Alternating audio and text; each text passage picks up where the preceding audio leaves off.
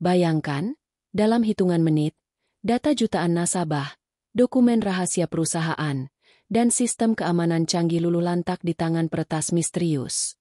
Semua panik. Tim IT menyerah. Namun, siapa sangka, orang yang selama ini menyapu lantai dan menyiapkan kopi justru menjadi kunci penyelamatan. Inilah kisah nyata yang akan membuat kita merenung, bahwa pertolongan bisa datang dari sosok yang tak pernah kita sangka. Sebelum kita lanjutkan kisahnya, yuk tekan tombol like. Semoga cerita ini menjadi pengingat bahwa pertolongan Allah bisa datang lewat jalan yang tidak kita duga. Pagi itu, langit Jakarta tampak cerah dengan sinar matahari yang menyelinap masuk lewat jendela-jendela besar gedung kaca megah milik PT Global Nexus Indonesia. Dari luar, bangunan berlantai 40 itu berdiri gagah bak benteng digital masa depan. Mobil-mobil mewah keluar masuk area parkir bawah tanah, sementara karyawan dengan seragam rapi berjalan tergesa menuju lift, sebagian menatap layar ponsel, sebagian lagi bercakap serius tentang target kuartal berikutnya. Semuanya tampak normal, nyaris sempurna. Tak ada satupun yang menyangka, hari itu akan menjadi titik balik paling kelam dalam sejarah perusahaan tersebut. Di tengah kesibukan itu, seorang pria dengan seragam biru pudar mendorong troli berisi ember, pel, dan alat pembersih. Namanya Joko, 45 tahun. Tubuhnya tegap, rambut mulai memutih di sisi, dan matanya tajam walau wajahnya datar tanpa ekspresi mencolok. Setiap pagi, ia tiba lebih awal dari semua karyawan, menyapu lorong, mengepel lantai lobi, dan memastikan ruang rapat utama bersih tanpa celah. Meski pekerjaannya terlihat sederhana, setiap gerakannya penuh ketelitian, seolah ia memperlakukan gedung itu seperti tubuh yang ia kenal setiap uratnya. Beberapa karyawan lewat di dekatnya tanpa menyapa. Ada yang memandang sekilas, ada pula yang bahkan menghindar agar tidak menyenggol ember airnya. Pagi, Pak Joko. Suara lembut seorang resepsionis muda memecah keheningan. Ia membalas dengan senyum kecil. Pagi, Nia. Hanya itu. Ia tidak banyak bicara, tapi orang-orang yang sudah lama bekerja di sana tahu. Joko tak pernah telat, tak pernah mengeluh, dan tak pernah absen sehari pun dalam 8 tahun terakhir. Di atas, ruang rapat eksekutif mulai dipersiapkan. Hari itu ada agenda penting. Presentasi ekspansi teknologi keamanan data ke Asia Tenggara. Semua jajaran direksi dan perwakilan cabang akan hadir secara hybrid, termasuk tim dari Singapura dan Tokyo. Suasana penuh semangat dan ketegangan profesional.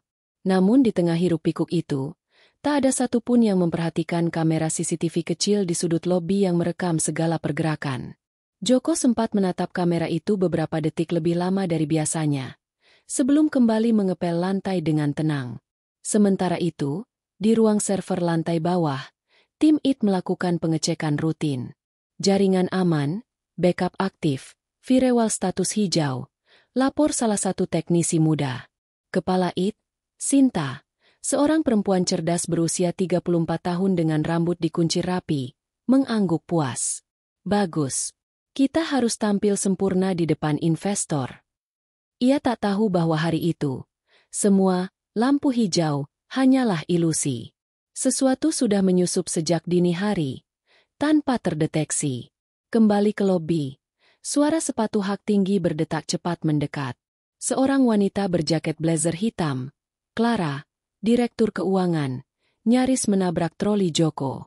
Astaga, kamu ini taruh pel sembarangan. Bentaknya dengan nada merendahkan.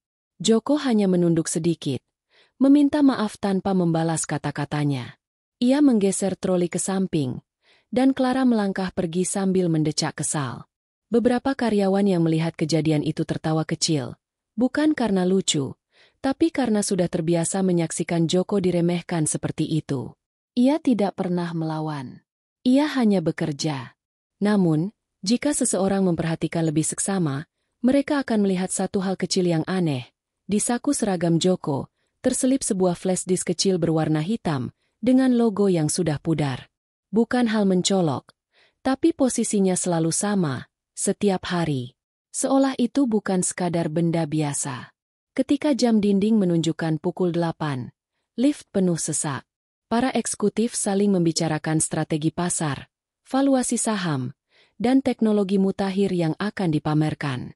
Tak ada satupun dari mereka yang menyadari bahwa seseorang di luar sana sedang mengintip jantung sistem mereka dari kejauhan. Di balik layar komputer entah di negara mana, sekelompok peretas tengah mempersiapkan langkah besar yang akan mengguncang fondasi perusahaan tersebut. Di pantry kecil belakang lobi, Joko duduk sejenak sambil menyeruput teh hangat. Dari tempat itu, ia bisa melihat pantulan aktivitas kantor melalui dinding kaca. Matanya mengikuti pola orang berjalan, cara tim keamanan mengecek pintu, hingga bagaimana teknisi mencolok kabel server cadangan. Tatapan itu bukan tatapan kosong orang biasa. Itu tatapan seseorang yang memahami sistem seperti peta di dalam kepalanya. Sesekali, jemarinya mengetuk meja kayu secara ritmis, seperti menghitung sesuatu dalam pikirannya. Suasana kantor semakin ramai. Tim event mulai menyiapkan layar besar, sambungan internet diuji ulang, dan direktur utama tiba dengan pengawalan. Semua mata tertuju pada ruang rapat lantai 20. Tak ada satupun yang memperhatikan OB yang sedang mengganti lampu neon di koridor sempit belakang ruang server. Dengan gerakan cepat dan cekatan, Joko membuka panel kecil di langit-langit dan memeriksa jalur kabel optik yang jarang diperhatikan. Ia tidak berbicara dengan siapapun, tapi ia tahu, sesuatu terasa tidak biasa hari ini. Ketika seorang satpam lewat dan menyapanya. "Pak Joko, ngapain tinggi-tinggi? Ada kendala listrik ya?" Joko hanya menjawab, "Nggak, cuma ngecek jalur cadangan. Dari kemarin kayaknya ada delay kecil." Jawaban itu terdengar sederhana, tapi kalimat, delay kecil, itu kelak akan terbukti sebagai petunjuk awal dari badai besar yang akan datang. Sebelum turun dari tangga lipat, Joko berhenti sejenak. Ia menatap lorong panjang menuju ruang server. Matanya menyipit seperti seseorang yang sedang menebak langkah lawan sebelum pertandingan dimulai. Ia menarik napas dalam-dalam, lalu kembali mendorong troli, seolah tidak terjadi apa-apa. Pukul 10.15 pagi. Rapat besar di lantai 20 baru saja dimulai. Suara pintu kaca tertutup rapat, dan layar LED raksasa menampilkan grafik-grafik berwarna cerah.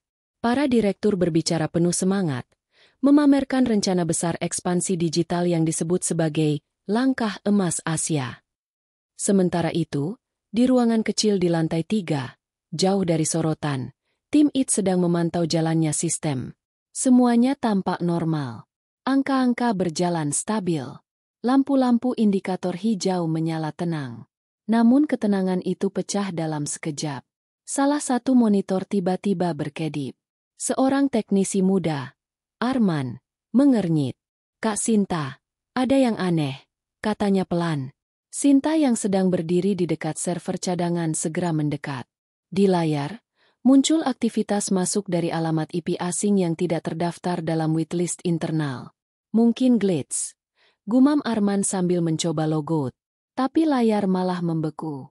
Dalam beberapa detik, 3 monitor lainnya ikut berkedip. Lalu muncul pesan singkat berwarna merah. "Access point intercepted." "Putuskan jalur luar," perintah Sinta cepat. Mereka bergegas mencabut koneksi VPN luar negeri. Namun ketika perintah shutdown dijalankan, sistem tidak merespons. Seolah ada tangan tak terlihat yang sudah lebih dulu mengunci kendali mereka dari dalam. Ruangan IT yang awalnya hanya dipenuhi dengung server, kini berubah menjadi sarang kepanikan. Keyboard ditekan dengan cepat. Suara notifikasi error bertubi-tubi. "Gila, firewall kita ditembus." Arman berseru dengan wajah pucat. Sinta menatap layar utama. Barisan kode asing berlari cepat seperti ular digital yang melilit jantung sistem. "Ini bukan serangan acak. Ini terstruktur," gumamnya. Ia langsung menyalakan jalur komunikasi darurat ke ruang rapat lantai 20. "Pak Direktur, kita sedang diserang. Kemungkinan besar hacker internasional. Saya sarankan hentikan presentasi dan amankan semua perangkat," ucapnya dengan suara tegas. Kabar itu menyambar ruang rapat seperti petir. Para eksekutif saling berpandangan bingung. Clara menjatuhkan pena dari tangannya. Direktur utama berdiri dan bertanya, "Seberapa parah?" Tapi Sinta belum sempat menjawab. Lampu ruang rapat tiba-tiba redup. Lalu layar besar di dinding berganti tampilan. Presentasi ekspansi menghilang. Digantikan dengan latar hitam dan tulisan putih yang berdenyut seperti detak jantung. Kami sudah masuk. Waktu kalian terbatas. Suasana berubah mencekam. Seseorang menjerit kecil. Tim keamanan berlarian masuk. Telepon kantor berdering bersahutan. Dalam hitungan menit, seluruh sistem komunikasi internal mulai melambat. Beberapa komputer mendadak restart sendiri. Jaringan Wi-Fi perusahaan seolah dirampas. Dan muncul jaringan baru bernama GNI_surrender. Sinta menatap layar dengan napas berat. Ini bukan anak kecil iseng. Ini tim besar. Katanya perlahan, namun jelas. Di ruang lobi, Joko tengah mengepel lantai ketika ia melihat sekumpulan staf IT berlari panik menuju lift. Ia memperhatikan arah mereka. Lantai server. Alisnya sedikit mengernyit. Suasana kantor yang tadi sibuk dan optimis kini mulai berubah menjadi penuh ketegangan. Orang-orang berbisik. Katanya sistem kita diretas. Masa sih? Ini kan perusahaan teknologi. Kalau beneran, bahaya banget. Bisikan-bisikan itu menyebar cepat seperti api membakar kertas kering. Tak lama kemudian, sirene internal berbunyi pendek. Tanda darurat level 2. Itu pertama kalinya dalam sejarah perusahaan tanda ini berbunyi saat jam kerja. Lampu merah di beberapa sudut gedung berkedip pelan. Karyawan diminta tidak menyalakan laptop atau mengakses email. Resepsionis berusaha menenangkan tamu yang mulai gelisah. Di tengah semua keributan itu, Joko berdiri diam. Ia meletakkan pelnya, menatap ke arah ruang kontrol CCTV. Dari matanya, tampak sorot waspada, seperti seseorang yang sedang mengamati langkah musuh lama yang kembali. Di lantai server, kekacauan makin menjadi. Setiap perintah manual diblokir. Sistem backup yang seharusnya terpisah pun ikut terkunci. Ini gila. Mereka tahu struktur internal kita, ujar Sinta sambil memukul meja. Tiba-tiba salah satu layar menampilkan daftar akun karyawan level tinggi, direktur utama, Clara, Sinta, semuanya terkunci paksa. Password berubah otomatis dan muncul peringatan. Akun telah diambil alih. Arman panik. Mereka udah masuk sampai ke inti sistem keuangan. Kalau ini nggak bisa dibendung, semua data nasabah dan mitra bisa hilang atau dijual ke luar negeri. Napas semua orang di ruangan itu berat. Seorang teknisi mencoba melakukan bypass manual, tapi mendadak listrik di ruang server meredup. Lalu menyala lagi dengan delay 3 detik. Itu bukan pemadaman biasa. Itu pertanda ada tangan luar yang bermain langsung dengan arsitektur kelistrikan pusat data. Sinta menghubungi tim keamanan fisik. Kunci semua akses ke ruang server. Tidak ada yang boleh masuk atau keluar tanpa izin saya. Perintahnya. Tapi saat kamera CCTV diperiksa, mereka menemukan sesuatu yang mengganggu. Pintu ruang server cadangan sempat terbuka selama 43 detik pukul 9.50 pagi, padahal tak ada log karyawan masuk. Seseorang telah menyusup secara fisik atau digital, atau keduanya. Sementara itu, di pantry belakang, Joko membuka laci kecil tempat ia menyimpan termos teh. Di bawah termos itu, ada sebuah flash disk hitam yang tadi pagi sudah diperhatikan sekilas. Ia mengeluarkannya perlahan, menggenggamnya erat. Dari luar, ia tetap terlihat seperti OB biasa. Tapi dalam genggaman tangannya, tersimpan sesuatu yang kelak akan mengubah arah pertempuran digital ini. Gedung semakin mencekam. Lift macet beberapa kali. Jaringan internal menolak koneksi. Para karyawan berdiri di koridor dengan wajah kebingungan. Dari ruang rapat terdengar suara orang-orang tinggi jabatan mulai kehilangan kendali. Di ruang IT, alarm terus berbunyi seperti detak bom waktu yang semakin cepat. Semua mata kini tertuju pada satu kenyataan. Serangan ini bukan latihan.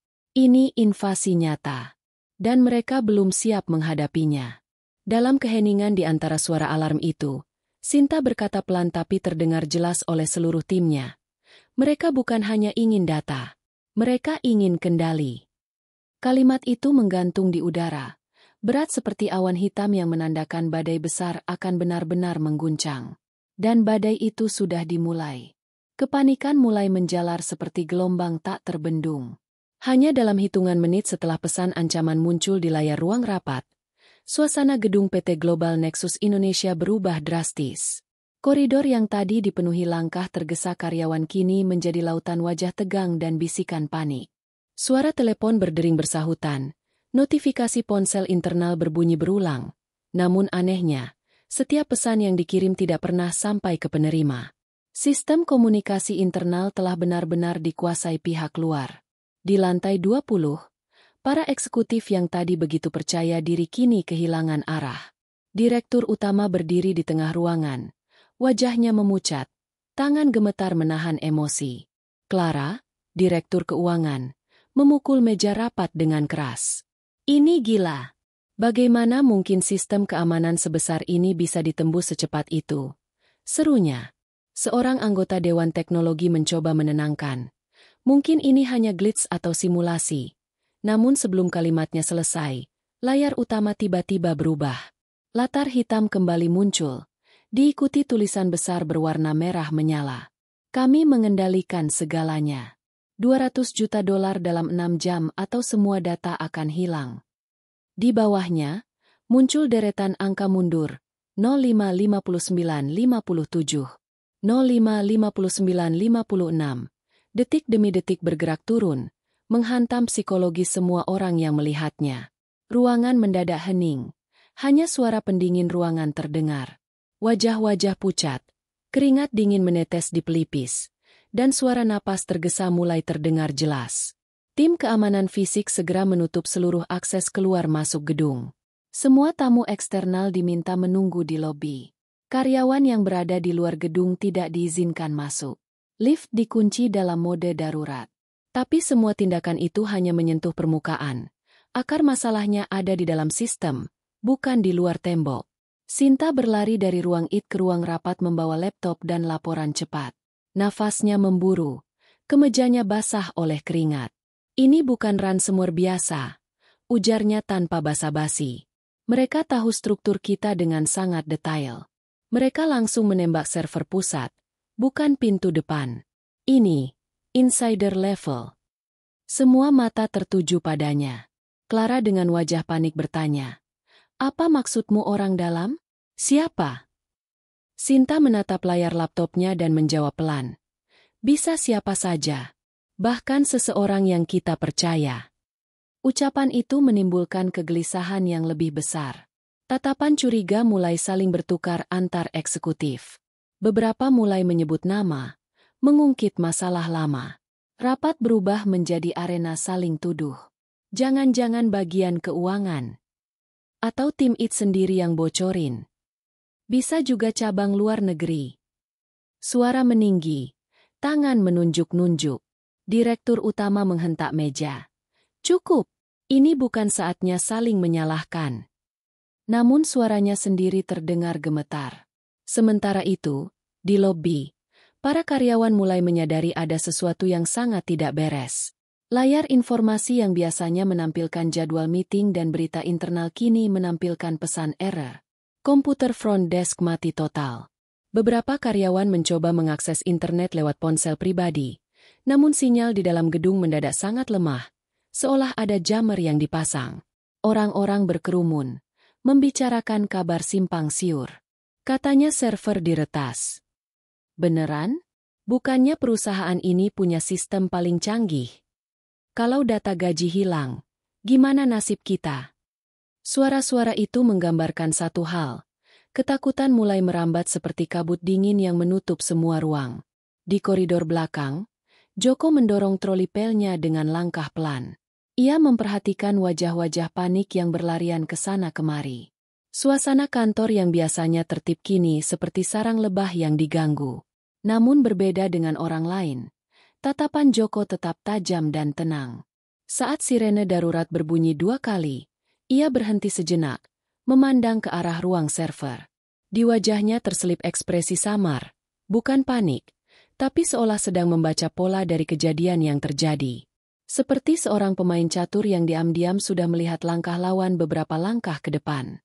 Di ruang IT, suara keyboard dan notifikasi error terdengar bersahutan seperti dentuman perang digital. Beberapa sistem otomatis mencoba melakukan perbaikan mandiri, namun langsung diblokir oleh kode asing. Backup yang selama ini diandalkan sebagai tembok terakhir, kini tidak bisa diakses. Seorang teknisi berteriak, "Mereka udah masuk ke sistem backup." Sinta menunduk dalam, menahan tekanan besar. Ini nggak mungkin kerja satu orang. Ini tim profesional. Struktur serangan mereka persis seperti grup peretas Eropa Timur, tapi lebih rapi, ujarnya pelan. Direktur utama memanggil pengacara perusahaan dan perwakilan keuangan. Clara sudah sibuk menelpon bank luar negeri, mencari kemungkinan transfer dana tebusan, tapi jalur komunikasi keluar pun terganggu. Hanya beberapa telepon satelit yang masih berfungsi. Beberapa direktur mulai membicarakan kemungkinan membayar tebusan. Kalau ini bocor ke publik, saham kita anjlok, kata salah satu dari mereka. Bayar saja dulu, minimal sistem kembali normal. Namun Sinta menatap mereka tajam. Kalau kita bayar, mereka akan tahu kita lemah. Dan mereka akan datang lagi. Ini bukan soal uang saja, ini soal kendali. Jam di dinding berdetak pelan namun terasa seperti palu. Waktu terus berjalan mundur. 05.32.10 05.32.09. Detik itu seperti menghantam dada semua orang. Tak ada solusi konkret yang bisa dilakukan saat itu. Satu persatu komputer karyawan mulai mengalami crash total. Layar berubah biru, lalu hitam. Akses file penting hilang dalam sekejap. Beberapa karyawan mulai menangis ketakutan. Sinta kembali ke ruang IT dengan langkah cepat. Ia mengaktifkan mode pertahanan manual, sesuatu yang sudah lama tidak digunakan. Dalam pikirannya hanya satu hal, siapa yang memberi jalan bagi para peretas ini? Jalur masuk mereka terlalu presisi, seolah seseorang dari dalam sengaja membuka pintu. Ia menatap ke layar monitor yang berkedip, menggigit bibirnya keras, dan bersumpah dalam hati tidak akan membiarkan perusahaan ini tumbang begitu saja. Di lobi, Joko duduk di kursi pojokan dekat ruang CCTV. Dari sana, ia bisa melihat sebagian aktivitas gedung melalui monitor kecil. Matanya mengikuti pola serangan visual yang mulai muncul.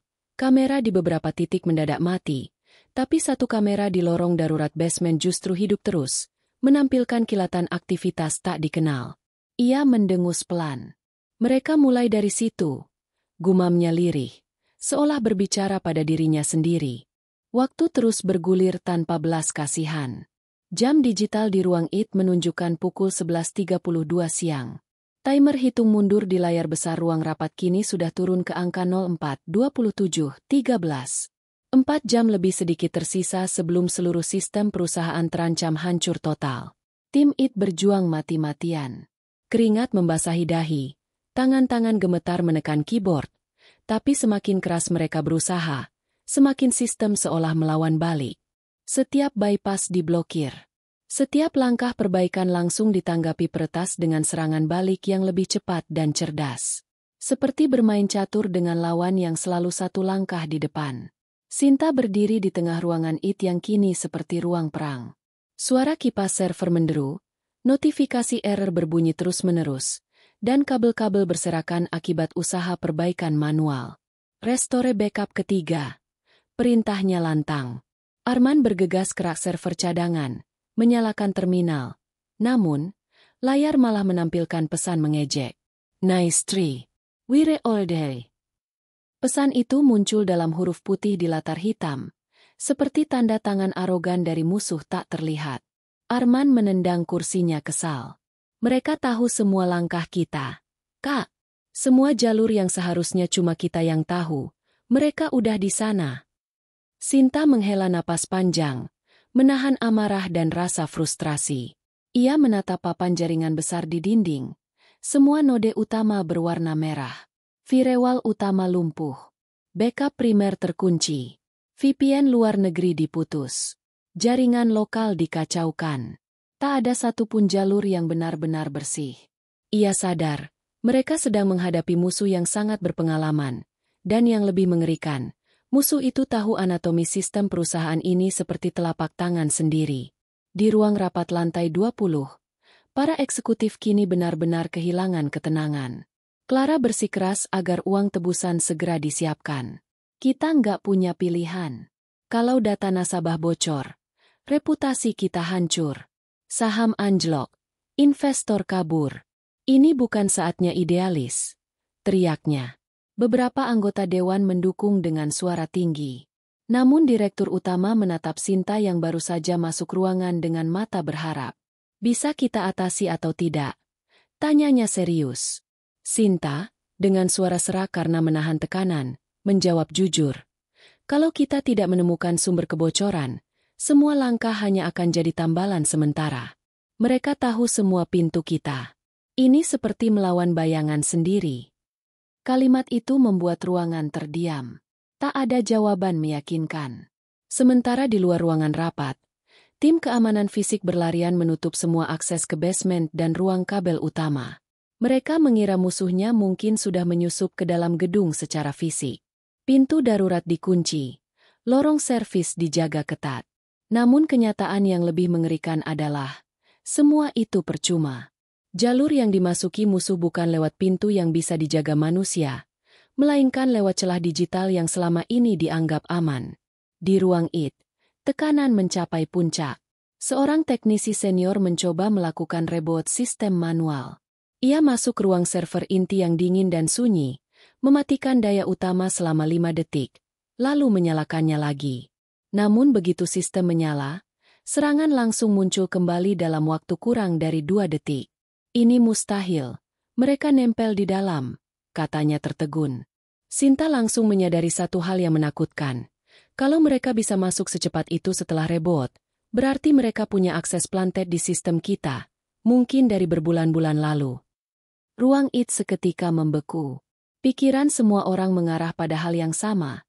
Ini bukan serangan mendadak. Ini serangan yang sudah direncanakan jauh-jauh hari.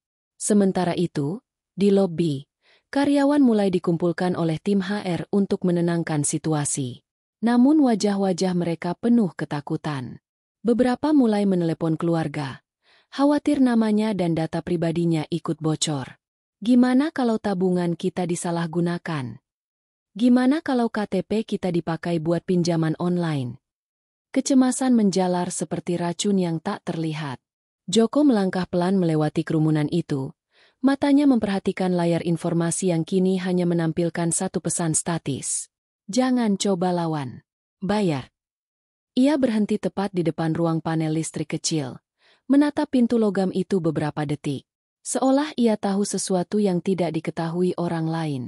Kemudian ia berjalan menyusuri lorong sempit menuju area basement. Troli pelnya berdecit pelan di lantai. Tidak ada yang memperhatikannya. Semua terlalu sibuk panik.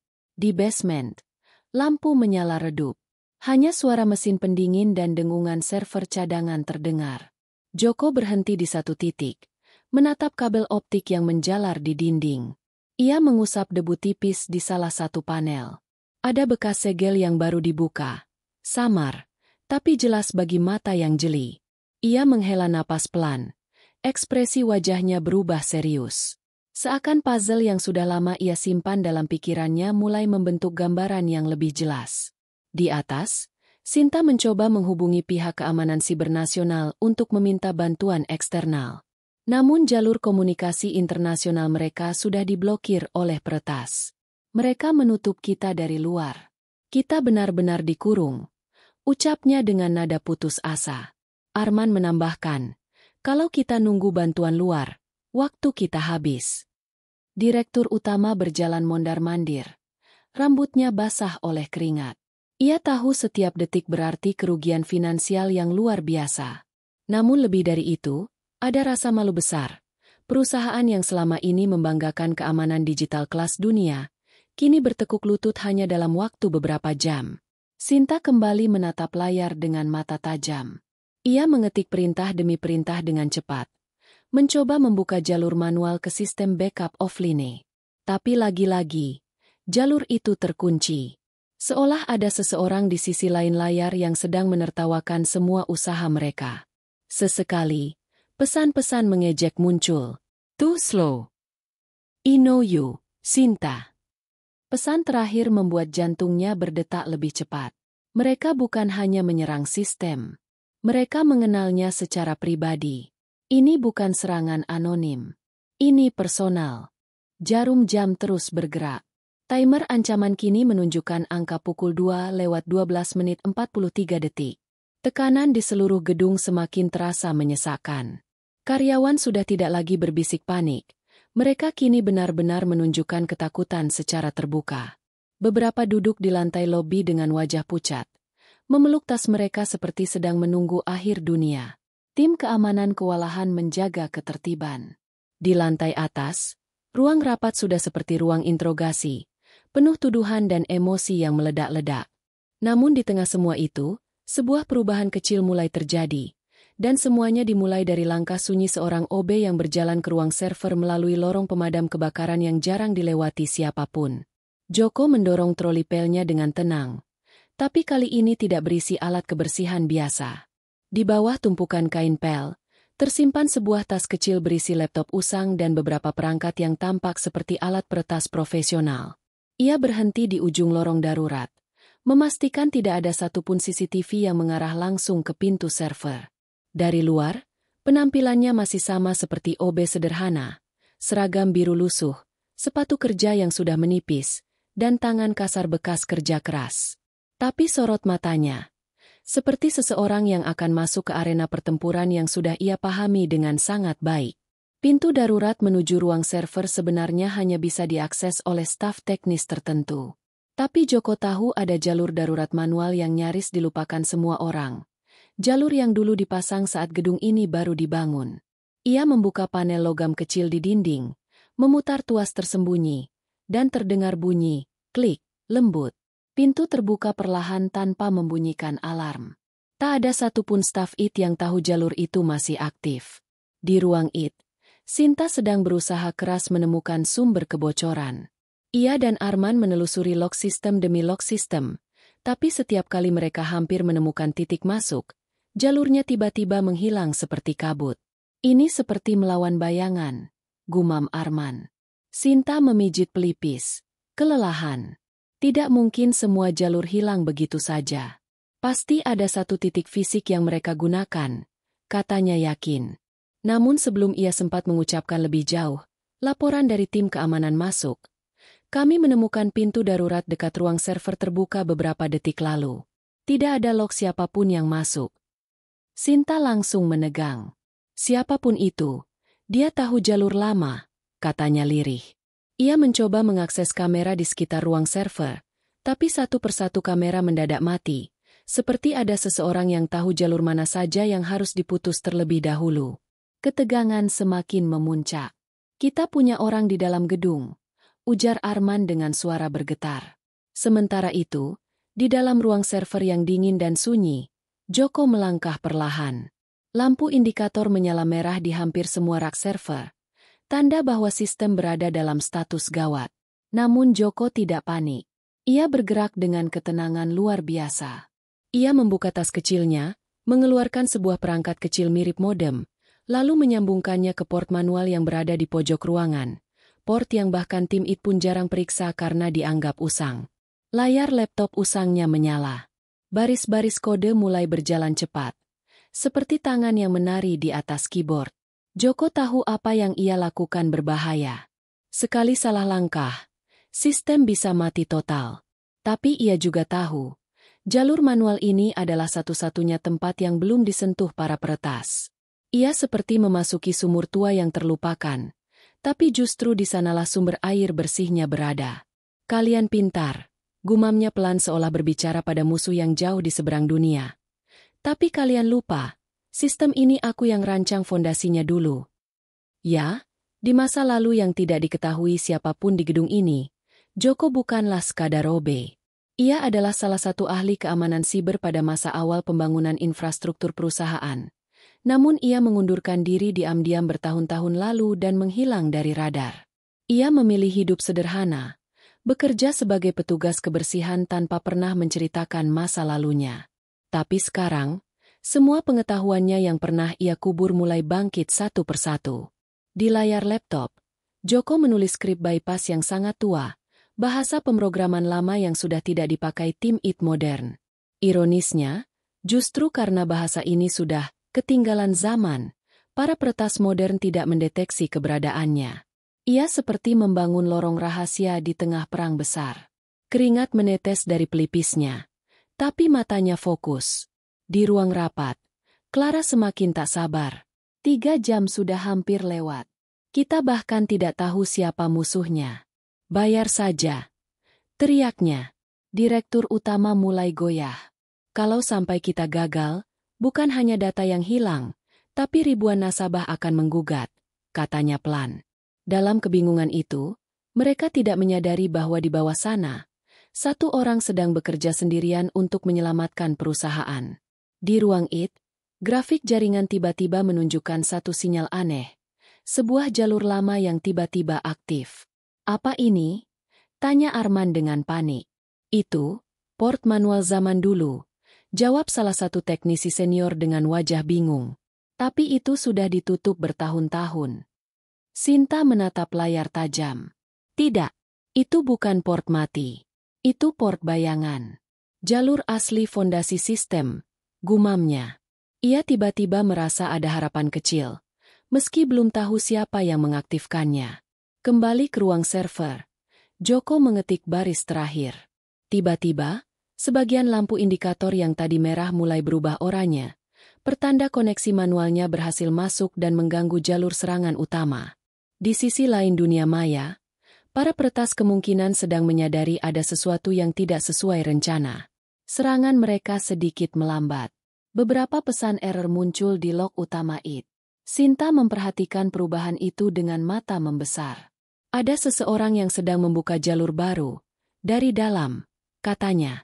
Arman membalas. Siapapun dia tahu apa yang dia lakukan. Sementara itu, Joko duduk di kursi kecil ruang server, menatap layar laptop dengan ekspresi serius. Ia menghela napas panjang, seperti seseorang yang sudah lama menunggu saat ini tiba. Tangannya menutup panel darurat yang tadi ia buka. Perlahan, ia berdiri dan berjalan keluar ruangan dengan troli seolah tidak terjadi apa-apa. Tapi di balik ketenangan itu, satu langkah besar telah terjadi. Sistem yang tadinya terkunci total mulai menunjukkan celah kecil untuk melawan. Waktu semakin menekan seperti dinding yang perlahan merapat. Jam digital di ruang IT menunjukkan pukul 12.55 siang. Timer ancaman di layar utama sudah menyentuh angka pukul 3:05:27. Di setiap sudut gedung, rasa panik semakin terasa. Bukan lagi sekadar bisikan atau kecemasan samar, melainkan ketegangan yang nyata. Tatapan curiga, langkah-langkah terburu, dan suara desahan gelisah yang mengisi udara. Para eksekutif di lantai atas kini terbagi menjadi 2 kubu. Kubu yang ingin menyerah membayar tebusan, dan kubu yang bersikeras melawan. Sementara itu, tim IT di bawah semakin kewalahan. Setiap detik, sistem perusahaan seperti kapal besar yang bocor di tengah badai, dan tambalan mereka selalu robek sebelum kering. Sinta menatap monitor utama dengan mata sembab. Ia tak tidur sejak semalam, tapi tekanan hari ini membuatnya seperti menua bertahun-tahun dalam beberapa jam. Kita harus temukan dari mana mereka masuk, katanya dengan nada putus asa namun masih berusaha tenang. Kalau tidak, semua usaha percuma. Arman mengangguk cepat sambil menelusuri log sistem yang penuh dengan jejak-jejak palsu. Mereka pintar, Kak. Lognya dipenuhi data palsu. Seolah-olah mereka muncul dari 20 lokasi sekaligus. Sinta memejamkan mata sejenak, mencoba berpikir jernih di tengah keributan. Ia teringat kembali pesan-pesan aneh dari peretas yang seolah mengenalnya. I know you, Sinta. Kalimat itu terus berputar di kepalanya. Ini bukan serangan acak. Ini serangan yang mengincar titik kelemahan manusia, bukan hanya sistem. Dan mungkin, kelemahan itu ada di dalam gedung ini. Di ruang rapat lantai 20, perdebatan semakin panas. Clara melempar map ke meja. Kita buang waktu. Mereka nggak main-main. Kita harus bayar sekarang sebelum semuanya hancur. Tangan Clara gemetar, tapi matanya tajam, diliputi ketakutan yang tersamar oleh kemarahan. Direktur utama berusaha menenangkan. Kita tidak bisa gegabah. Begitu uang keluar, Kita tidak punya jaminan mereka akan kembalikan sistem. Mereka bisa kabur begitu saja. Kalau tidak bayar, data nasabah bocor. Apa kamu mau lihat perusahaan ini hancur di berita malam? Balas Clara dengan suara meninggi. Ruangan itu seperti panci presto. Tekanan semakin tinggi dan setiap kalimat menjadi seperti percikan api. Beberapa anggota dewan saling menatap dengan curiga. Bagaimana kalau ini kerjaan internal? Bisik salah satu dari mereka. Mungkin ada yang kerja sama dengan peretas. Ucapan itu membuat suasana semakin memburuk. Tatapan saling tuduh mulai bermunculan. Nama-nama karyawan senior disebut-sebut. Bagian keuangan, bagian IT. Bahkan beberapa orang di level direktur ikut diseret dalam kecurigaan. Seseorang menyebut tentang bonus proyek tahun lalu. Yang lain mengungkit mutasi pegawai cabang luar negeri. Suasana yang awalnya tegang kini berubah menjadi atmosfer paranoia. Tak ada yang benar-benar percaya satu sama lain. Di lantai bawah, tim keamanan fisik mengirim laporan mengejutkan. Mereka menemukan bahwa panel kabel optik di basement menunjukkan tanda-tanda telah dibuka secara manual beberapa minggu lalu. Namun tidak ada kehadiran siapapun pada saat itu. Ada kemungkinan penyusup sudah masuk jauh sebelum hari ini, kata kepala keamanan dengan wajah tegang. Sinta menatap laporan itu. Jantungnya berdegup cepat. Berarti, mereka punya akses dari dalam, gumamnya. Sementara itu, Joko berdiri sendirian di lorong basement yang dingin. Lampu-lampu redup memantulkan bayangan tubuhnya ke dinding. Di hadapannya, panel kabel yang ia periksa sebelumnya tampak semakin mencurigakan. Ia memperhatikan bekas sidik jari samar di pinggiran logam, serta potongan kecil kabel fiber yang tampak diganti dengan yang serupa. Nyaris sempurna, tapi tidak bagi mata yang teliti. Ia menyentuh sambungan itu dengan ujung jarinya. Merasakan getaran halus seperti arus yang tidak seharusnya ada. Joko menarik napas dalam, kemudian berjalan ke ruang penyimpanan kecil tempat ia biasa menyimpan alat kebersihan. Di balik tumpukan ember dan pel, tersembunyi sebuah tas kecil berwarna hitam. Ia membukanya perlahan. Di dalamnya terdapat sebuah laptop usang dengan stiker-stiker pudar dari era lama, serta beberapa alat elektronik kecil yang tidak lazim dimiliki seorang OB biasa. Wajahnya tetap tenang, tapi sorot matanya berubah, penuh konsentrasi dan kewaspadaan. Seakan masa lalu yang selama ini ia sembunyikan mulai ia buka sedikit demi sedikit. Di ruang IT, Sinta menerima laporan aneh. Sistem keamanan internal menandai adanya aktivitas port manual dari basement. Arman berusaha melacak, tapi sinyalnya seperti menghilang setiap kali mendekati titik pusat. Seperti ada seseorang yang masuk lewat jalur bayangan. Ujarnya sambil mengetik cepat. Sinta menatap layar, lalu tanpa sadar mengalihkan pandangan ke kamera basement. Gambar CCTV menunjukkan lorong kosong, namun sinyalnya sangat stabil. Kenapa kamera basement justru nggak kena serangan? Gumamnya heran. Di lobi, karyawan mulai kehilangan kesabaran. Beberapa mencoba keluar gedung karena ketakutan data mereka dicuri. Tapi akses pintu sudah dikunci sistem keamanan otomatis. Kita kayak dikurung, teriak salah satu karyawan. Tim keamanan berusaha menenangkan, tapi situasi semakin panas. Seorang pria parubaya dari tim administrasi jatuh pingsan karena panik. Seorang perempuan muda menangis histeris setelah menerima pesan di email pribadinya yang berisi sebagian data KTP dan nomor rekeningnya. Seolah peretas ingin menunjukkan betapa mudahnya mereka mengacak-acak kehidupan siapapun di gedung itu. Di tengah kekacauan itu, Sinta merasa tekanan psikologis semakin berat. Ia tahu, waktu mereka terus berkurang. Jalur teknis tak memberikan hasil. Jalur diplomasi internal penuh konflik. Jalur pembayaran pun penuh risiko. Ia duduk di kursi putar, menunduk, tangan menutupi wajah. Dalam keheningan singkat itu, terdengar suara denting timer dari layar besar. Pukul 3. 3 jam tersisa. Pada saat yang sama, Joko menyelesaikan pemeriksaannya di basement. Ia mematikan laptop usangnya, menyembunyikannya kembali, lalu menatap ke arah kamera pengawas di ujung lorong. Matanya bertemu dengan lensa kamera, seolah ia sengaja memperlihatkan keberadaannya. Sekilas, senyum tipis muncul di sudut bibirnya. Bukan senyum bahagia, melainkan senyum seseorang yang tahu medan pertempuran akan segera berubah. Perubahan kecil yang terjadi di jaringan perusahaan mulai memicu gelombang keheranan di ruang IT. Untuk pertama kalinya sejak pagi, grafik serangan menunjukkan sedikit penurunan. Tidak besar, tapi cukup untuk membuat Sinta terdiam sejenak, menatap layar dengan alis berkerut. "Lihat ini, jalur serangan utama mereka terganggu," katanya setengah tidak percaya. Arman mencondongkan tubuh, matanya membulat. "Kak, ini bukan kerja kita. Ada orang lain yang masuk," ucapnya. Seluruh tim IT serentak menatap monitor utama. Di sana, jalur manual kuno yang sebelumnya tidak aktif kini terlihat hidup dengan aliran data yang stabil, seolah-olah seseorang membuka pintu rahasia di tengah kebuntuan digital. Siapapun yang melakukannya, dia tahu struktur sistem ini lebih dalam daripada kita semua. Gumam seorang teknisi senior dengan suara pelan, nyaris seperti kagum. Sinta berdiri, menatap layar dengan tatapan penuh perhitungan. Ia mengingat kembali port manual yang disebut-sebut. Jalur itu dibangun saat gedung pertama kali berdiri, jauh sebelum era modernisasi sistem. Hanya sedikit orang yang tahu keberadaannya. Jalur itu bahkan tidak ada di dokumentasi teknis kita yang sekarang, katanya perlahan. Arman menatapnya bingung.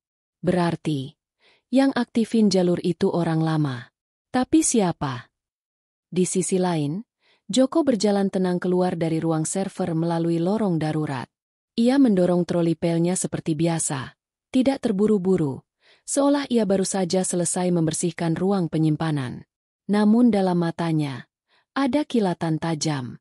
Ia tahu apa yang baru saja ia lakukan adalah langkah pertama yang benar-benar mengguncang para peretas. Ia tidak memerlukan pengakuan siapapun. Ia hanya fokus pada pergerakan berikutnya. Saat Joko kembali ke area umum, ia melintas di dekat ruang IT. Dari balik kaca transparan, ia melihat Sinta dan timnya panik tapi juga penuh semangat baru. Mereka seperti menemukan titik terang setelah berjam-jam terjebak dalam gelap. Sinta terlihat seperti orang yang sedang berusaha menyusun puzzle rumit. Sesekali ia menggerakkan tangannya di atas keyboard, mencoba mengakses jalur manual itu, tapi sistem menolak. "Akses terbatas," tulis pesan di layar. "Ini aneh," kata Arman. "Jalur itu tidak bisa kita akses, tapi tetap bekerja seolah-olah ada administrator bayangan yang mengendalikannya." Sinta mengatupkan bibir rapat. Ia tidak suka perasaan tidak tahu seperti ini. Temukan siapapun yang berada di area basement atau ruang server dalam 1 jam terakhir, perintahnya. Tim keamanan langsung bergerak. Joko mendengar suara langkah cepat beberapa petugas keamanan lewat di belakangnya. Ia tidak menoleh. Ia tetap berjalan pelan ke pantry belakang, menuang air ke gelas plastik dan duduk di kursi kecil dekat jendela. Dari luar, tidak ada yang mencurigakan dari gerak-geriknya. Tapi di dalam kepalanya, ia sedang menghitung langkah-langkah lawan, membaca pola serangan mereka seperti buku terbuka. Di ruang rapat lantai 20, Clara masih berkeras membayar tebusan.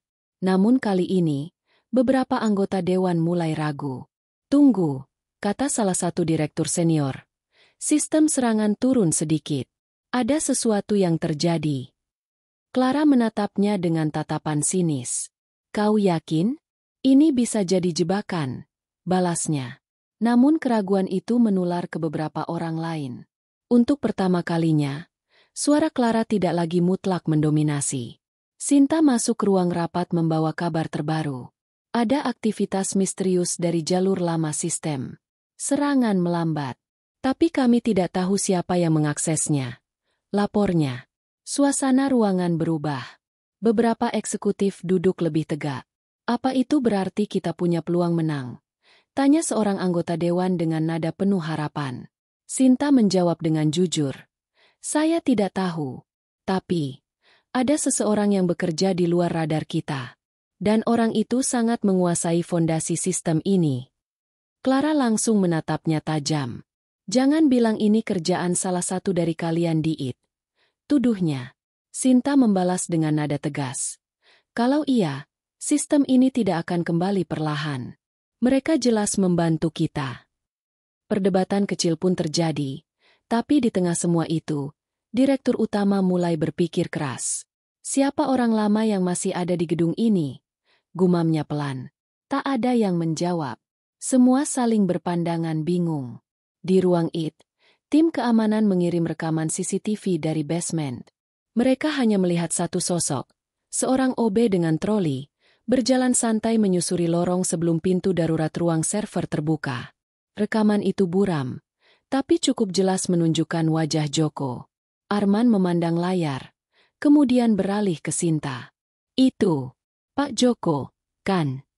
Sinta terdiam lama. Dalam pikirannya, sulit percaya seorang OB bisa berada di dekat ruang server saat serangan terjadi. Tapi rekaman itu tak bisa dibantah.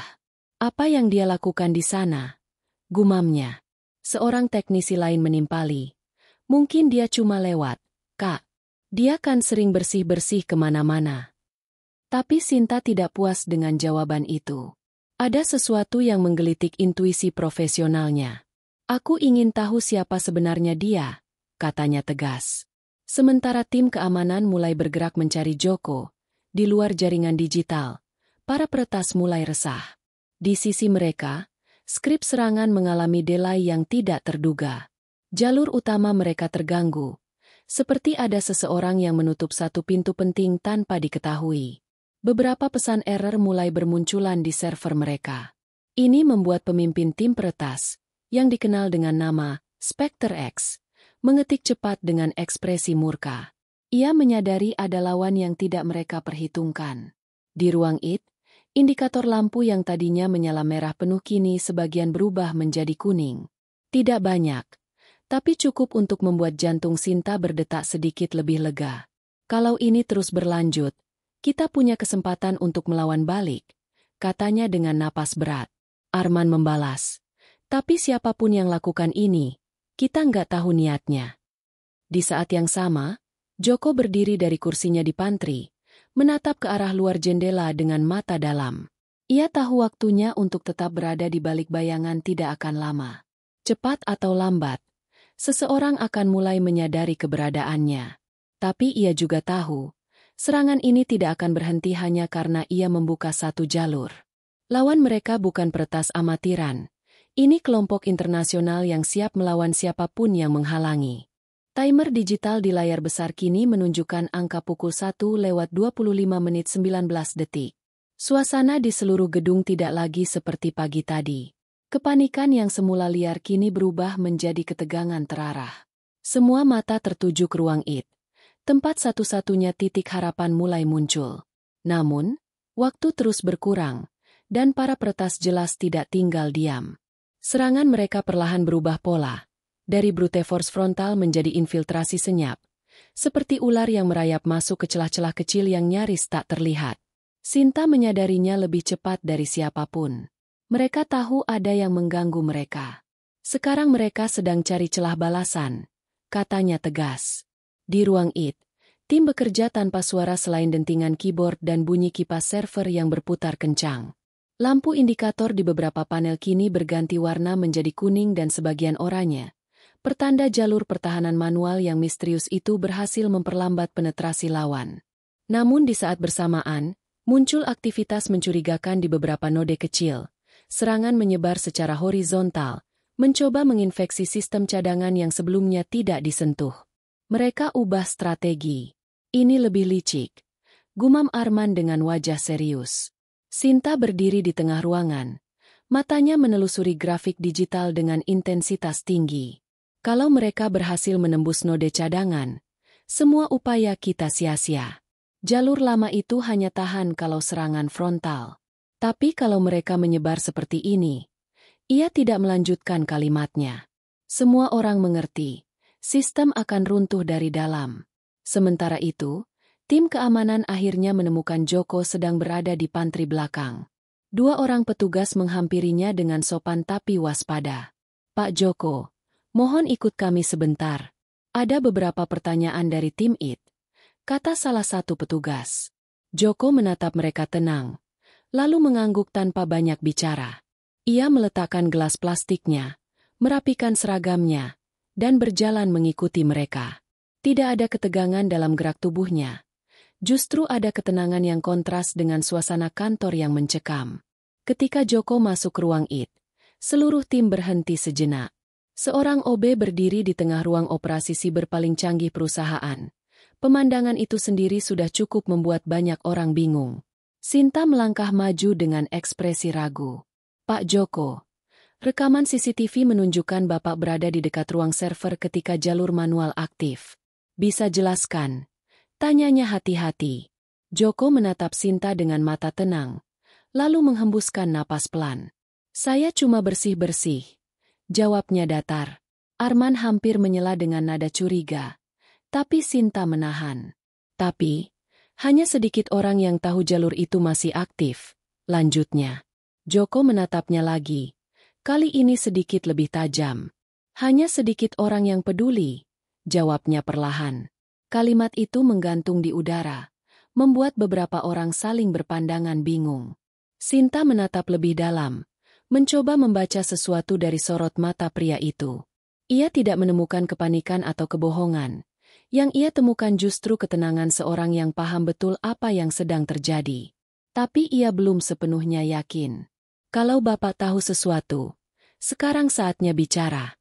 Kita kehabisan waktu, ujarnya serius. Joko tidak menjawab. Ia hanya berjalan mendekati layar besar yang menampilkan struktur jaringan perusahaan.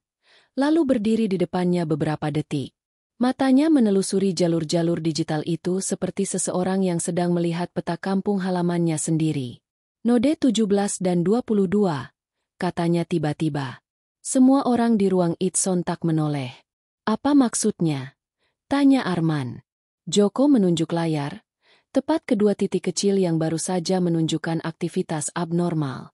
Mereka sudah masuk ke jalur cadangan itu. Kalau kalian fokus ke jalur utama, kalian akan kalah. Mereka mengalihkan perhatian. Katanya tenang. Sinta terkejut. Bagaimana Bapak tahu? Joko hanya menjawab singkat. Saya yang buat struktur awalnya dulu. Saya tahu cara mereka berpikir. Suasana ruang IT mendadak berubah. Ketika tadi Joko dianggap hanya OB, kini ucapannya membuat semua orang terdiam.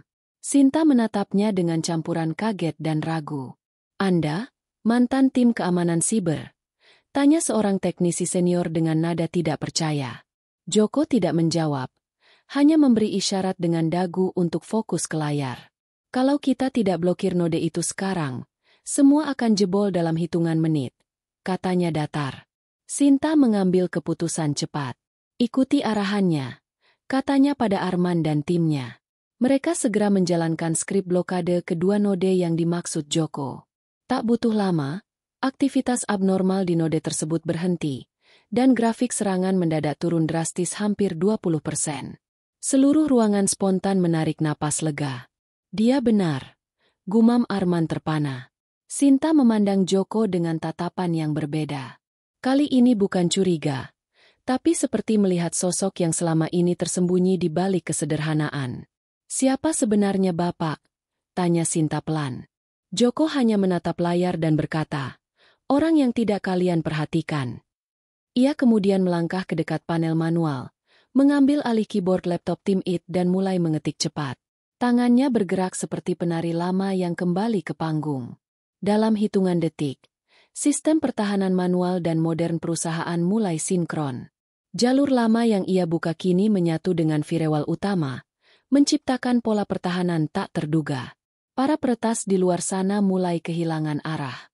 Serangan utama melambat lagi, teriak Arman. Grafik turun terus. Namun kegembiraan itu hanya sesaat. Di layar muncul pesan baru dari Spectre X, pemimpin peretas. Interesting. So you're still alive. Sinta membaca pesan itu dengan alis berkerut. Mereka tahu siapa yang sedang melawan mereka, katanya perlahan. Joko berhenti mengetik sejenak. Matanya menatap pesan itu seperti menatap hantu dari masa lalu. Ia tahu betul siapa Spectre X. Ia tahu gaya serangan ini bukan gaya asing baginya. Ini gaya seseorang yang dulu pernah bertarung bersamanya di masa lalu. Di ruang rapat lantai 20, laporan dari tim IT membuat sebagian besar eksekutif tercengang. Sistem mulai pulih perlahan. Tanya Clara tak percaya. Bagaimana bisa? Tadi kita sudah diambang kehancuran. Direktur utama menatap layar laporan dan berkata pelan. Ada seseorang di dalam yang membantu kita. Tapi siapapun dia tahu betul apa yang dia lakukan. Timer ancaman terus berdetak. 00:46:09. 00:46:08. Suasana ruang IT kini benar-benar seperti medan perang. Setiap orang bergerak cepat, tidak lagi dengan panik seperti sebelumnya, tetapi dengan fokus tajam. Mereka tahu permainan sudah berubah, bukan lagi pertahanan pasif, tapi duel langsung. Di tengah semua itu, Joko kini berdiri sebagai pusat perlawanan. Sosok OB sederhana yang dulu tak dipedulikan kini menjadi pemain utama dalam pertarungan digital paling menentukan sepanjang sejarah perusahaan. Sinta berdiri di sampingnya, memperhatikan setiap gerakan tangan Joko di atas keyboard. Tidak ada keraguan sedikit pun dalam cara ia mengetik. Gerakannya cepat, presisi, seolah ia sudah hafal setiap jalur dan celah jaringan. Dia nggak baca manual, nggak cek sistem, langsung tahu harus kemana. Gumam Arman terpana. Para teknisi muda yang semula meragukannya kini menatapnya dengan mata berbinar, seolah sedang menyaksikan legenda yang bangkit kembali dari bayangan. Di layar besar, grafik serangan Spectre X mulai berubah drastis. Serangan frontal mereka berhenti total, digantikan oleh pola acak yang sulit diprediksi. Tapi Joko tahu betul pola itu. Ia mengenal gaya ini bukan dari buku, tapi dari medan sebenarnya. Dia mulai main personal. Katanya dengan nada datar namun tajam. Sinta menoleh. Siapa? Joko tidak menjawab langsung. Matanya tetap terpaku pada baris kode yang muncul. Orang yang seharusnya tidak kembali, ucapnya lirih. Di sisi lain dunia maya, Spectre X mulai fokus hanya pada satu lawan, Joko. Pesan demi pesan muncul di layar terminal. You can't hide forever. Old man, you should festied gone. Sinta membaca pesan-pesan itu dengan napas tertahan. Mereka tahu Bapak, katanya pelan. Joko mengangguk tipis. Dia bukan mereka. Dia, satu orang. Spectre X. Jawabnya. Suasana ruangan mendadak hening. Nama itu bergema di kepala semua orang. Spectre X. Peretas legendaris yang bertahun-tahun menjadi mimpi buruk industri siber dunia. Dulu aku pernah melawannya. Lanjut Joko tanpa menoleh. Kami berhadapan dalam satu sistem yang sama. Dia selalu satu langkah lebih cepat. Tapi bukan berarti tak bisa dikalahkan. Tangannya mengetik lebih cepat. Seolah ritme pikirannya kini menyatu dengan jaringan. Ia membuka kembali jalur manual. Tapi kali ini bukan untuk bertahan, melainkan menyerang balik. Sinta memperhatikan layar dan sadar sesuatu yang besar sedang terjadi. Pak Joko. Ini bukan strategi bertahan, ujarnya khawatir. Kita tidak punya pilihan, jawabnya cepat. Kalau kita hanya bertahan, dia akan menemukan celah. Kita harus tekan balik sebelum timer habis. Serangan balasan pertama diluncurkan. Jalur cadangan lama digunakan untuk menyusup ke dalam struktur serangan Spectre X. Hasilnya segera terlihat. Beberapa node serangan lawan mengalami delay. Spectre X menjawab cepat dengan mengirimkan gelombang baru, lebih cepat, lebih brutal. Server utama berguncang. Lampu indikator berkedip seolah sedang menahan tekanan luar biasa. Kapasitas CPU naik ke 95%. Teriak seorang teknisi. Satu langkah lagi jebol. Joko tetap tenang. Matanya tidak berpaling dari layar. Ia tahu tekanan itu datang bukan hanya dari mesin, tapi dari otak lawannya. Spectre X sedang mencoba memecah fokusnya dengan ledakan serangan acak. Tapi Joko sudah mengenal taktik itu. Dia selalu mencoba memancing panik. Aku pernah jatuh dalam jebakan itu dulu, gumamnya sambil mengetik cepat. Kali ini, ia membalik pola serangan. Jalur-jalur yang selama ini menjadi target peretas ia ubah menjadi jebakan digital, pintu-pintu palsu yang jika disentuh, akan memicu sistem penguncian otomatis dan menendang Spectre X keluar dari jalur utama. Sinta dan tim I terpana melihat kecepatan strategi itu. Dia bukan cuma bertahan. Dia menjebak musuh, kata Arman dengan mata membelalak.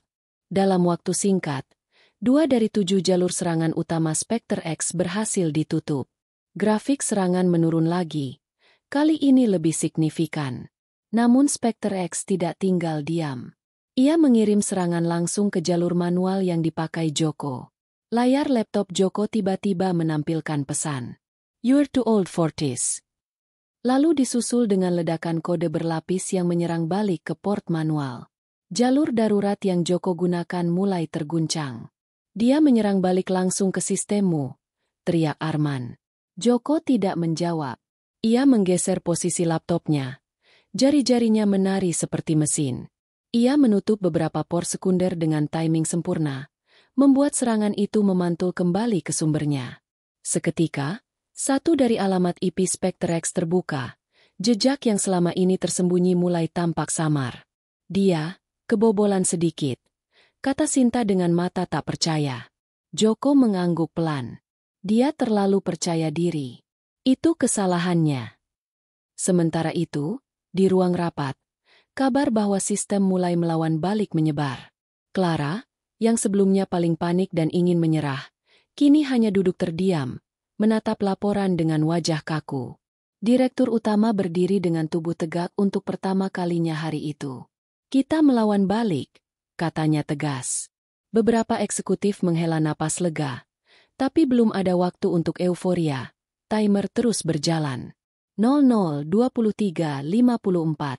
00:23:53. Serangan semakin brutal. Spectre X kini fokus penuh hanya pada Joko. Terminal utama mereka seperti menjadi arena duel pribadi. "Dia mulai panas," gumam Joko. Dulu dia tidak pernah mau menunjukkan gaya aslinya. Sekarang dia pakai semua triknya. Ia mulai mengetik lebih cepat, menulis kode lama yang bahkan tim IT modern tidak mengerti. Sinta hanya bisa menyaksikan, kagum sekaligus cemas. "Dia seperti kembali ke masa mudanya," bisik Arman. Layar monitor besar kini menampilkan dua aliran data berlawanan. Satu merah, satu biru. Mereka berputar seperti dua naga digital saling membelit.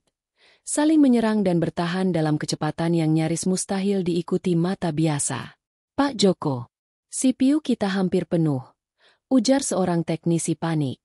"Biar dia fokus ke kita," jawab Joko tegas.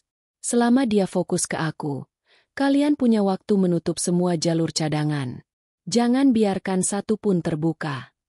Instruksi itu dijalankan. Seluruh tim IT kini bekerja di bawah arahan Joko. Sinta menjadi koordinator cepat, mengatur ritme tim seperti kapten kapal dalam badai. Mereka menutup jalur satu persatu, memperkuat firewall dengan skrip tambahan, dan memastikan semua cadangan tidak bisa disentuh. Sementara itu, duel digital terus berlangsung di jalur manual, antara dua pikiran yang pernah berada di medan yang sama, kini bertemu lagi dalam kondisi paling genting. 00:14:58. 00:14:57. Waktu kian menipis. Di ruang IT, semua orang berdiri tegak di depan layar besar, menyaksikan duel digital yang kini mencapai puncaknya.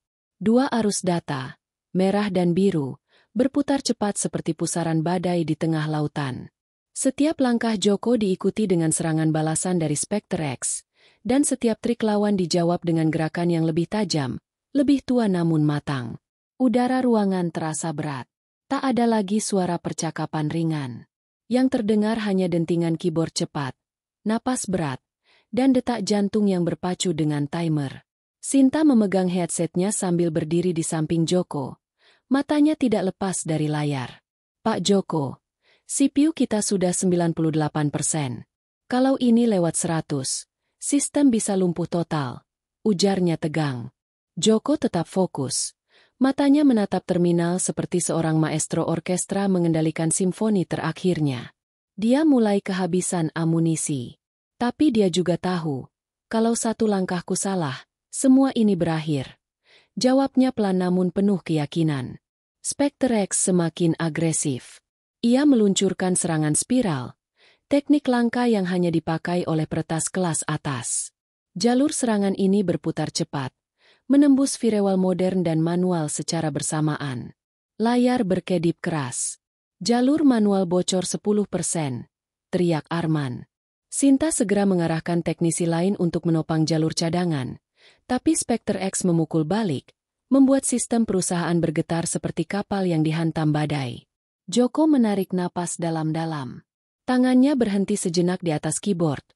Lalu ia mengetikkan satu rangkaian kode yang sudah lama tidak pernah ia gunakan sejak masa mudanya. Itu bukan sekadar perintah teknis. Itu jebakan yang ia buat sendiri bertahun-tahun lalu, ketika ia masih menjadi arsitek utama sistem perusahaan ini. Dia pikir aku hanya bertahan, gumamnya pelan. Dia lupa siapa yang merancang pondasi ini.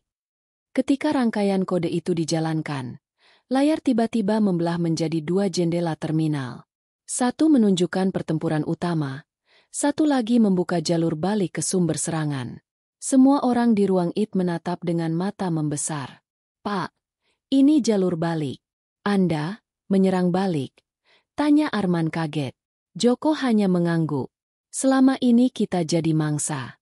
Sekarang waktunya membuat dia tersandung jebakannya sendiri. Spectre X tampaknya menyadari sesuatu. Pesan muncul cepat di layar. No, you won't dar. Joko menjawab dengan satu baris kode. Watch me. Serangan spiral yang tadi menggempur sistem perusahaan tiba-tiba terpental balik ke arah sumbernya. Bukan dalam bentuk yang sama, melainkan dalam versi terfragmentasi. Pecahan serangan itu diarahkan ke node utama yang Spectre X pakai sebagai pusat kontrol. Di sisi lawan, Spectre X mungkin tidak menduga jebakan itu masih aktif. Ia mencoba menutup jalur, tapi Joko sudah lebih dulu menguncinya dari dalam. Kunci aktif, gumamnya dengan suara dalam. Di layar, timer terus berdetak. 000839, 000838. Sementara itu, node-node utama serangan lawan satu persatu padam. Seolah jaring laba-laba yang terbakar dari tengah, jaringan Spectre X mulai keropos. Ia mengirim gelombang serangan terakhir. Brutal, acak, membabi buta. CPU melonjak ke 99%. Layar berkedip. Suara alarm memenuhi ruangan IT. Beberapa teknisi panik. Namun Sinta tetap berdiri teguh di samping Joko. Ini klimaksnya, katanya sambil mengepalkan tangan. Joko menggertakkan giginya. Aku tahu gaya ini. Dulu, di masa akhir karierku, dia selalu melakukan ini ketika hampir kalah. Serangan membabi buta untuk menutup jejak. Tangannya bergerak lebih cepat dari sebelumnya, menulis baris kode panjang dalam satu napas. Ia menciptakan ruang pantul, struktur digital yang akan menahan ledakan terakhir itu dan mengirimnya kembali ke Spectre X dalam bentuk cermin. Tiba-tiba, semua layar berhenti berkedip. Serangan terakhir itu menabrak dinding cermin dan terpental balik. Seluruh ruangan sunyi selama 3 detik yang terasa sangat panjang. Lalu, BIP. Satu persatu lampu indikator server berubah dari merah ke hijau. Grafik serangan yang tadinya naik tajam kini turun drastis. Seolah angin topan berhenti seketika. Timer di layar berhenti pada pukul 00:04:17. Sistem perusahaan terselamatkan tepat sebelum detik terakhir. Satu sorakan pecah dari salah satu teknisi muda, disusul tepuk tangan spontan seluruh ruangan. Beberapa orang terharu hingga menitikkan air mata. Mereka tidak percaya bahwa mereka berhasil selamat dari serangan sebesar ini. Sinta menatap layar dengan mata berkaca-kaca, lalu menoleh ke Joko. Pria itu duduk pelan di kursi, menarik napas panjang. Matanya masih menatap terminal dengan tatapan tenang tapi dalam. Di sisi lain dunia, Spectre X terpukul mundur.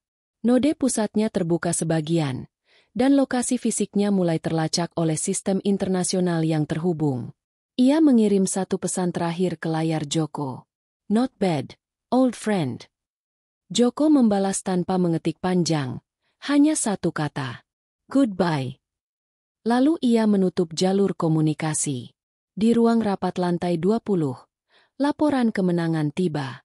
Sistem stabil, serangan berhenti, data aman, kata salah satu staf IT melalui pengeras suara. Para direktur saling menatap tak percaya.